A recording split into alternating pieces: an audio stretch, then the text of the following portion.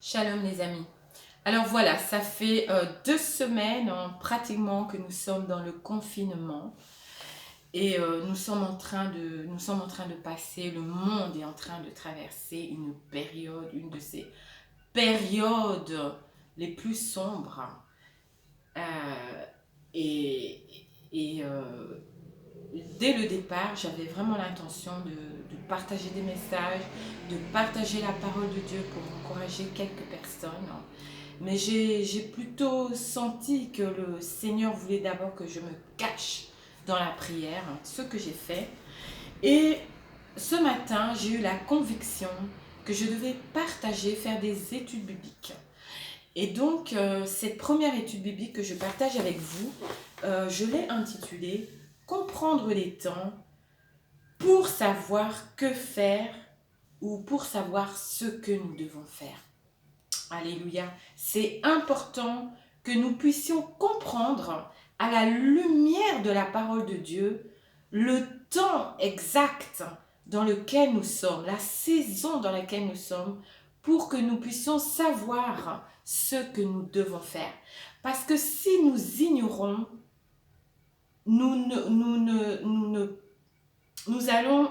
lorsque nous ne connaissons pas le temps exact dans lequel nous sommes, nous ne connaîtrons pas les priorités.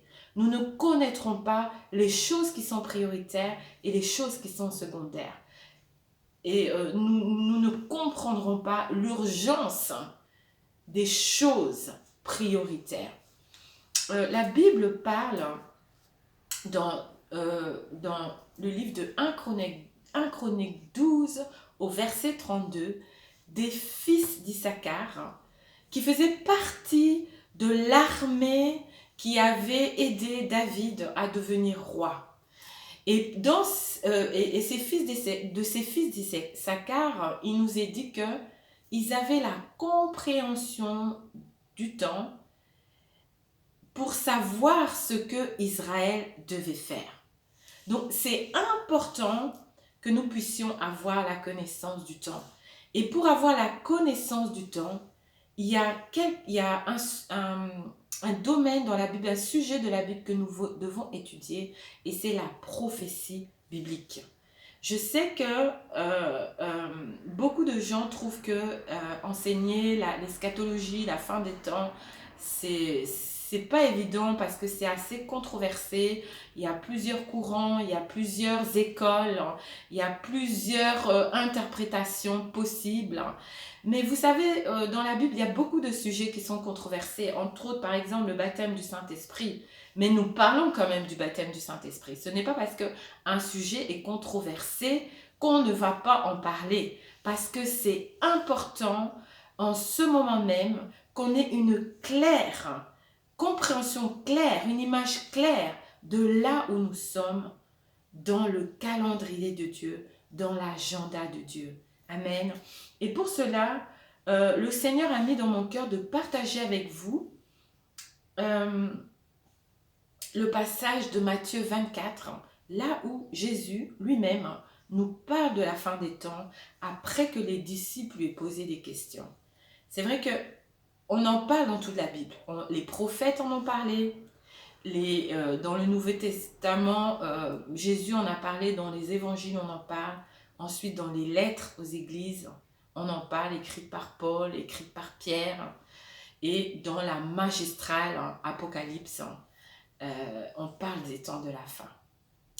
Donc voilà, je voudrais vous inviter à prendre vos Bibles avec moi parce que nous allons voir verset par verset un peu qu'est-ce que Jésus était en train de dire.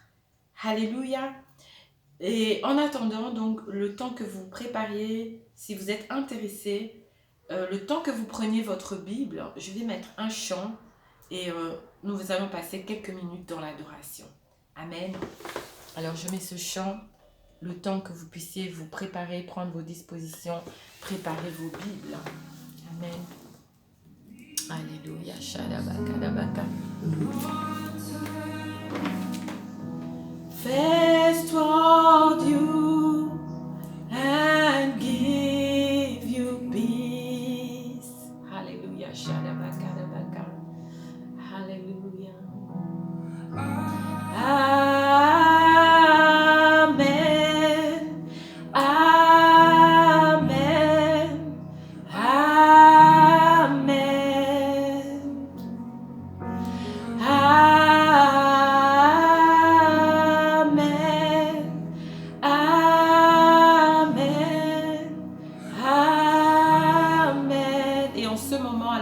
êtes en train de vous préparer, j'aimerais prier pour toutes les familles qui sont affligées en ce moment. Beaucoup de gens ont perdu des êtres chers, que ce soit par le Covid ou que ce soit par autre chose. Il y a un ange de la mort en fait qui a été libéré vraiment sur la terre.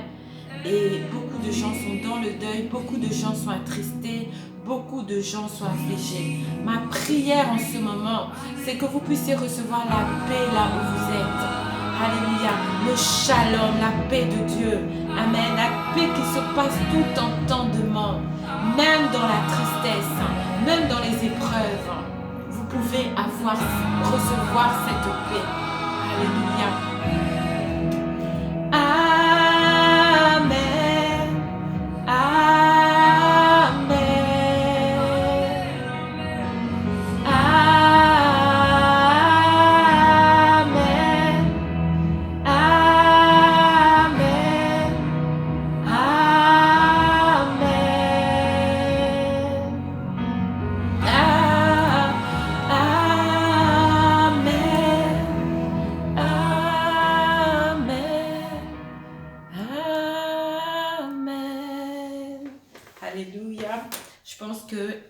Intéressés donc de suivre cette étude biblique, je pense que vous avez eu le temps de prendre vos Bibles et nous allons lire donc dans Matthieu 24. Voici ce que la Bible dit à partir du verset 1. Comme Jésus s'en allait au sortir du temple, tout d'abord j'aimerais quand même prier. Saint-Esprit de Dieu, nous remettons ce temps de la parole entre tes mains. Tu es celui qui a poussé les hommes qui ont écrit de la part de Dieu. Et la Bible nous dit qu'aucune prophétie de la Bible ne doit être l'objet d'une interprétation particulière parce que c'est poussé par l'Esprit de Dieu que les hommes ont écrit de la part de Dieu. Saint-Esprit de Dieu, tu es l'auteur invisible de tout ce qui est écrit dans la parole, que ce soit du livre de Genèse jusqu'au livre de l'Apocalypse. Tu en es l'auteur invisible. Et ce soir, nous t'invitons sur cette étude biblique. Nous t'invitons, Saint-Esprit de Dieu, à venir nous parler, à venir nous éclairer, à venir nous donner la révélation et la compréhension au travers de tout ce que nous allons lire, des temps dans lesquels nous sommes. Amen. Je lis. Matthieu 24 à partir du verset 1. Comme Jésus s'en allait au sortir du temple, ses disciples s'approchèrent pour lui en faire remarquer les constructions. Mais il leur dit, « Vous voyez tout cela, je vous le dis en vérité, il ne restera pas ici pierre sur pierre qui ne soit renversé. » Amen. Les disciples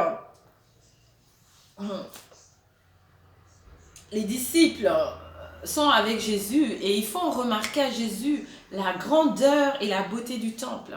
Vous savez que le temple était toujours un objet de fierté pour le peuple d'Israël. Ça représentait la gloire du peuple d'Israël. Vous savez que après qu'ils soient sortis du désert, quand ils sont rentrés dans la terre promise, au début, l'arche de l'Alliance s'est retrouvée à Shilo, mais ensuite elle a été prise par les Philistins et pendant plusieurs années, la gloire avait quitté Israël. Mais quand David est devenu roi, la première chose que le roi David a fait, c'était d'aller chercher l'arche et de la ramener à Jérusalem. Et il l'a mise sous une tente. Mais David avait dans son cœur de construire un temple pour le Seigneur. Et souvenez-vous que Dieu lui avait dit que ce ne serait pas lui qui allait bâtir le temple. Mais David a préparé la construction du temple. Et c'est son fils Salomon qui a construit le temple. Mais suite à la désobéissance du peuple d'Israël, nous savons que le temple a été détruit par les Babyloniens et ensuite il a dû être reconstruit. Souvenez-vous que Néhémie, Esdras, ils ont été envoyés pour reconstruire le temple. Amen. Donc ici, il s'agit du deuxième temple. Il s'agit du deuxième temple. Il ne s'agit pas du temple de Salomon, mais il s'agit vraiment du deuxième temple. Et alors les disciples sont avec Jésus, ils disent, regarde, regarde, regarde toute la beauté de ce temple. Mais qu'est-ce que Jésus leur dit? Jésus leur dit, voyez tout cela, je vous le dis en vérité, il ne restera pas ici pierre sur pierre qui ne soit renversée. Et effectivement, après la mort de Jésus, 40 ans après la mort de Jésus, après sa résurrection, après son départ auprès du Père, le temple a été complètement détruit. Les armées romaines sont rentrées dans Jérusalem et ont détruit le temple, ont détruit la ville. Le temple a été réduit en poussière, en pierre, en briques. Et des millions de Juifs ont été tués et d'autres ont été éparpillés dans toutes les nations. Et c'est comme ça que pendant pratiquement presque 2000 ans, 1900 ans, le peuple d'Israël, la nation d'Israël n'existait plus en fait. Alléluia. Donc Jésus leur disait, ne vous glorifiez pas de ce temple, parce que ce temple, il va être détruit. Alléluia. Vous voyez, Dieu dit dans sa parole qu'il n'habite pas dans des temples faits de main d'homme. Et la Bible dit aussi, ne savez-vous pas que vous êtes le temple du Saint-Esprit? Le désir de Dieu, c'est d'habiter, de faire sa demeure dans l'homme. Nous sommes le temple de Dieu. Et c'est vrai que en ce moment, beaucoup d'églises, bâtiments ont été fermés. Mais j'aimerais dire que la véritable église n'est pas fermée. On ne peut pas fermer l'église. Parce que l'église, c'est nous-mêmes. Nous sommes l'église. Lorsque tu es un chrétien né de nouveau, ton corps est devenu le temple du Saint-Esprit parce que le Saint-Esprit est venu faire sa demeure en toi. Donc tu es l'église, tu es le temple. Alléluia. Amen. Donc Dieu leur disait, ne vous glorifiez pas de ce temple parce qu'il va être complètement détruit. Parce que Jésus, la mort et la résurrection de Jésus sont venus inaugurer une nouvelle époque, une nouvelle saison. Alléluia. Avant la mort et la résurrection de Jésus, Dieu demeurait dans le temple, à Jérusalem, dans le lieu très saint, dans l'arche de l'alliance. Amen. Mais après la mort et la résurrection de Jésus, on est rentré dans une nouvelle dispensation qu'on appelle l'âge de l'Église, la dispensation de l'Esprit. Alléluia. Et dans cette dispensation, ce sont les hommes qui sont devenus le temple de Dieu. Dieu est venu faire sa demeure dans l'homme. Alléluia. Dans chaque chrétien. Et ainsi, chaque chrétien forme à lui seul une pierre du temple vivant de Dieu. Alléluia. L'apôtre Pierre nous dit que nous sommes des pierres vivantes. Amen. Donc voilà, Jésus leur dit, il ne restera pas pierre sur pierre. Ça voulait dire que nous rentrons dans une nouvelle dispensation. La dispensation du temple est terminée. Alléluia. Nous sommes maintenant dans la dispensation du temple vivant. Alléluia. Qui est notre corps. Le corps de chaque chrétien est un temple vivant, là où l'Esprit de Dieu demeure, là où Dieu est venu faire sa demeure, là où Dieu habite. Amen. Mais continuons. Ce n'est pas le thème de ce soir. Donc en l'an 70, cette prophétie s'est accomplie. Le temple a été complètement rasé. Verset 3. Il s'assit dans la montagne des Oliviers et les disciples vinrent en particulier lui poser cette question. Dis-nous quand cela arrivera-t-il et quel sera le signe de ton avènement et de la fin du monde. Amen. Ici, les disciples veulent savoir quand est-ce que ce que Jésus est en train de prophétiser, quand est-ce que cela va arriver et quels seront les signes de son avènement.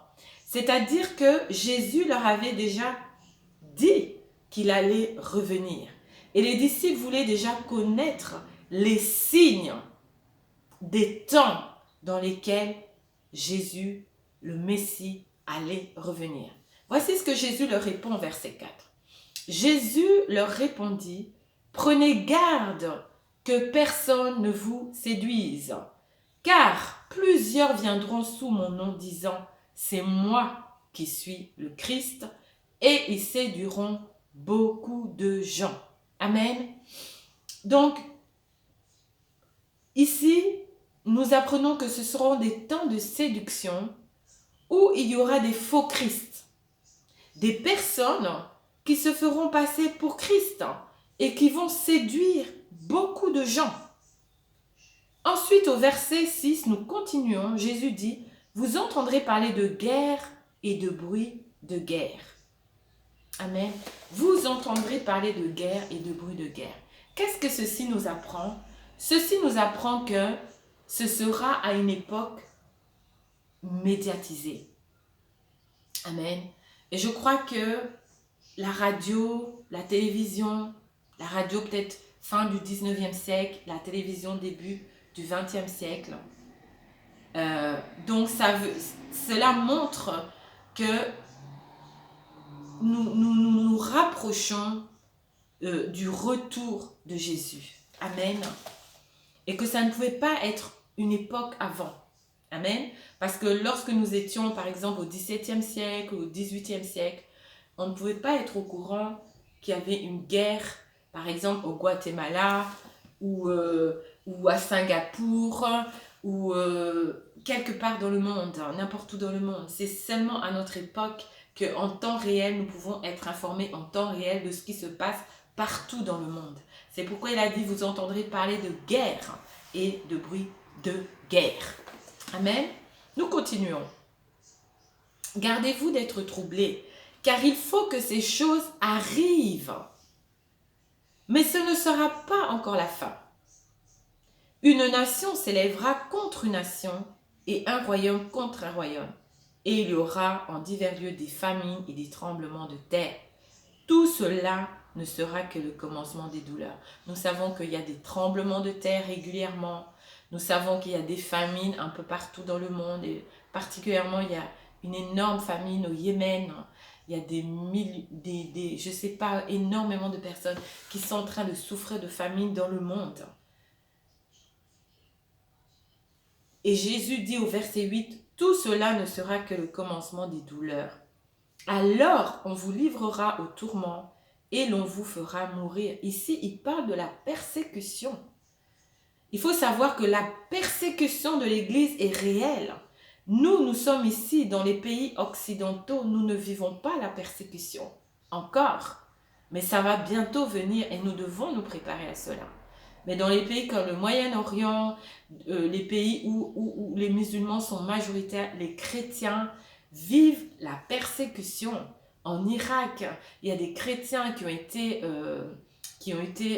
on leur a coupé la tête, enfin des choses horribles. Moi j'ai vu des photos, un pasteur irakien m'a montré des photos qu'il avait dans son téléphone de chrétiens qu'on avait égorgé, à qui on avait coupé la tête.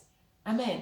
Mais comme nous sommes ici, nous ne réalisons pas que la persécution, elle est réelle. Amen.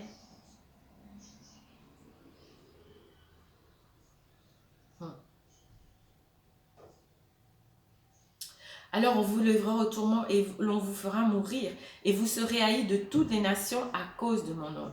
Alors aussi plusieurs succomberont et ils se trahiront, se haïront les uns les autres. Plusieurs faux prophètes s'élèveront et séduiront beaucoup de gens. Ici, il revient encore sur les faux prophètes et sur la séduction. Et vous allez voir que la saison dans laquelle nous sommes rentrés, c'est une saison où nous allons reconnaître les faux prophètes. Alléluia. Nous allons reconnaître les faux prophètes. Nous allons voir la séduction. Parce que les faux prophètes ne vont pas vous dire la vérité. Ils vont continuer à vous mentir. Ils vont continuer à vous faire croire que le monde va continuer tel qu'il est. Ils vont continuer à vous donner des paroles qui vont chatouiller vos oreilles au lieu de vous dire la vérité, au lieu de vous préparer. Ensuite, la Bible dit au verset 12, « Et parce que l'iniquité se sera accrue, l'amour du plus grand nombre se refroidira. » Et nous voyons cela. Ici, le mot amour, c'est le mot agapé. Il s'agit de l'amour de Dieu. Il s'agit d'un amour désintéressé. En anglais, on dirait selfless. Et nous voyons cela. Nous voyons très peu du véritable amour. Même au milieu de nous, le peuple de Dieu. Il y a eu un grand mouvement de prière qui s'est levé, par exemple ici en Europe, en France, en Belgique, quand nous avons vu que le coronavirus était entré chez nous. Mais le coronavirus était en Chine avant nous. Le coronavirus était en Italie. Est-ce que nous nous sommes levés dans la prière?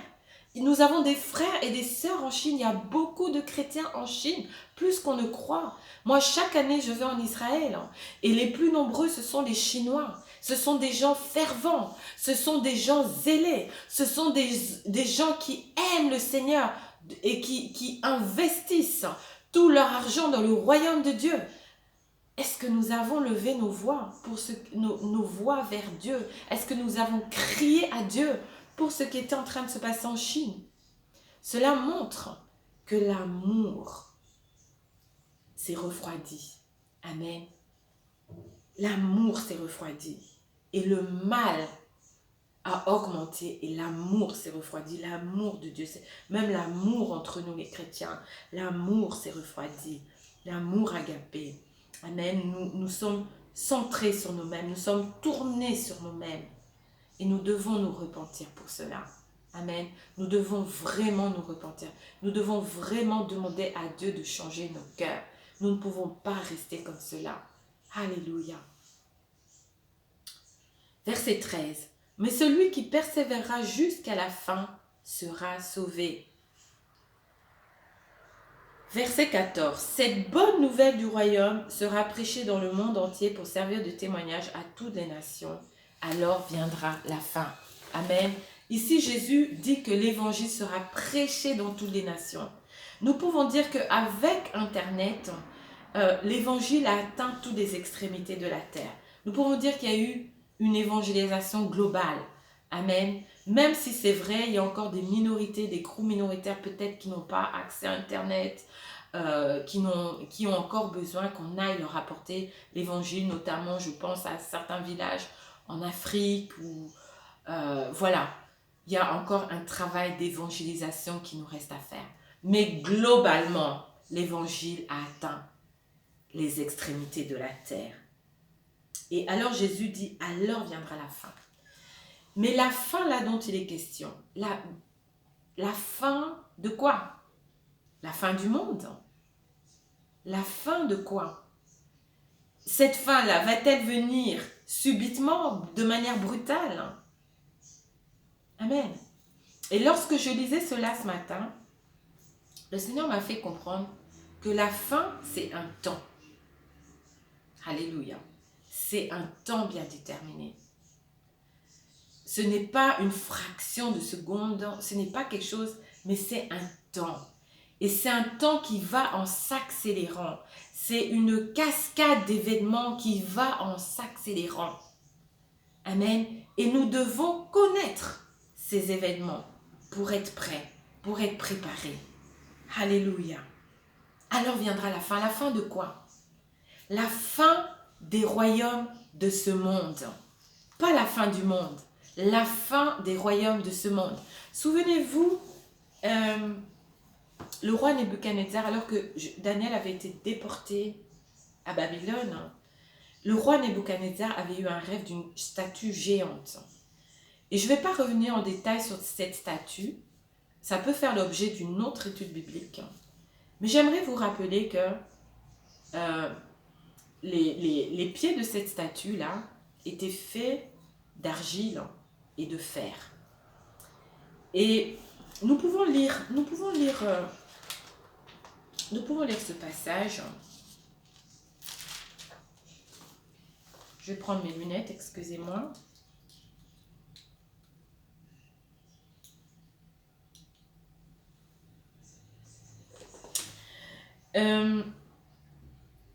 Alors,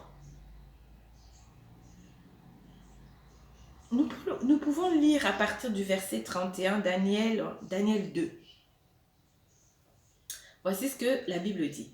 Ô roi, tu regardais et tu voyais une grande statue. Cette statue était immense et d'une splendeur extraordinaire. Elle était debout devant toi et son aspect était terrible. La tête de cette statue était d'or pur, sa poitrine et ses bras étaient d'argent, son ventre et ses cuisses étaient d'airain, ses jambes de fer, ses pieds en partie de fer et en partie d'argile. Tu regardais lorsqu'une pierre se détacha sans le secours d'aucune main, frappa les pieds de fer et d'argile de la statue et les mit en pièces. Alors le fer, l'argile, l'airain, l'argent et l'or furent brisés ensemble et devinrent comme la balle qui s'échappe du nerf en été. Le vent les emporta et nulle trace n'en fut retrouvée. Mais la pierre qui avait frappé la statue devint une grande montagne et remplit toute la terre. Alléluia. Et voici l'explication que Daniel donne à ce rêve. Daniel dit ceci.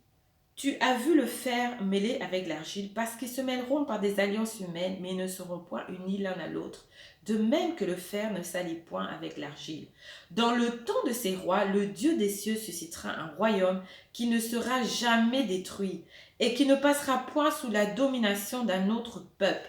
Il brisera et détruira tous ces royaumes-là et lui-même subsistera éternellement. Amen. La fin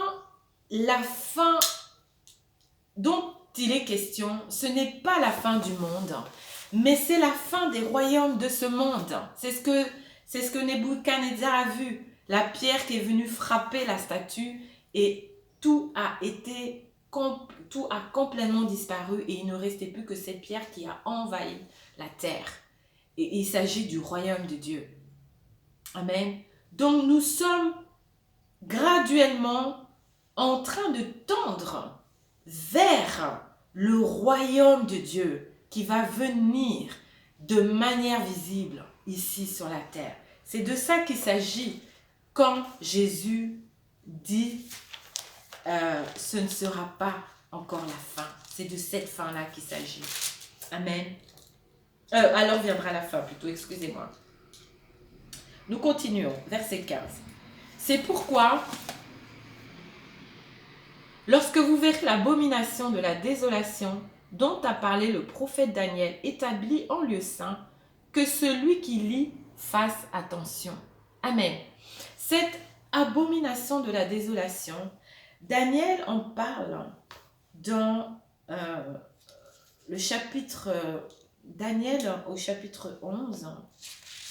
Amen. Dans Daniel au chapitre 11 au verset 31. Il s'agit de l'antéchrist qui va aller s'asseoir dans le temple qui sera rebâti à Jérusalem. Parce qu'il va y avoir un troisième temple qui va être rebâti. Parce que quand le Messie revient, le temple doit être rebâti. Quand Jésus revient, le temple doit être rebâti. Et l'antéchrist va aller s'asseoir dans le temple et va aller proclamer qu'il est Dieu. Et vous pouvez aller lire ça dans Daniel 11 au verset 31. Et j'aimerais dire ceci. Ici maintenant, Jésus, à partir de ce verset, donc du verset 15 jusqu'au verset 31, Jésus maintenant va parler de la tribulation. Parce que l'antéchrist qui va aller s'asseoir dans le temple, cet événement-là va se passer pendant la tribulation et ce qu'on appelle la grande tribulation, ce qu'on appelle aussi dans la Bible les troubles de Jacob. Amen. Je vais couper cette vidéo et je vais faire une deuxième vidéo pour la suite. Amen. Donc j'espère que vous êtes intéressés parce que ça va devenir de plus en plus intéressant. Amen. On se retrouve tout de suite dans une autre vidéo parce que ça va être trop long pour moi celle-là. Shalom.